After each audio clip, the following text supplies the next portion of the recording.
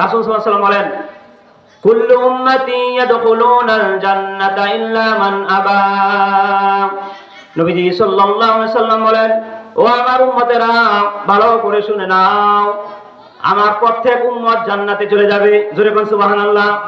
কুল্লু উম্মতি ইয়াদখুলুনাল জান্নাহ, রাওয়াহুল বুখারী। বুখারীর বর্ণনায় নবীজি বলেন, আমার প্রত্যেক উম্মত জান্নাতে চলে যাবে, কিন্তু ইল্লা আবা, তারা জান্নাতে যেতে পারবে না। তারা কারা? তারা কারা? নবীজিকে সাহাবীরা যখন জিজ্ঞাসা করলো, নবীজি তারা কারা? নবীজি বললেন, যারা আমাকে মানে না, যারা আমাকে অস্বীকার করে, আমাকে যারা মানে না।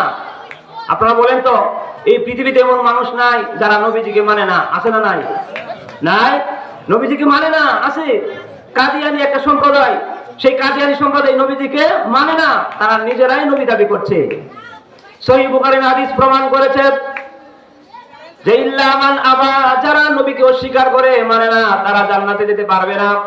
নবীজি সাহাবীদের প্রশ্নের উত্তরে বলে দিলেন, আলা মান আতাআনি দাখালাল জান্নাহ ওয়া মান আসানি ফাকাদ আবা। বুখারীর বর্ণনায় নবীজি বলেন, যারা আমার আদর্শ গ্রহণ করে নিয়েছে, যারা আমার আদর্শ লালন করে, ইসলামের আদর্শ লালন করে পালন করে, তারাই আমি নবীকে মানে, তারাই জান্নাতে যাবে। আর যারা আমি নবীর আদর্শ মানে না, তারা জান্নাতে যেতে পারবে না, তারাই আমাকে অস্বীকার করে।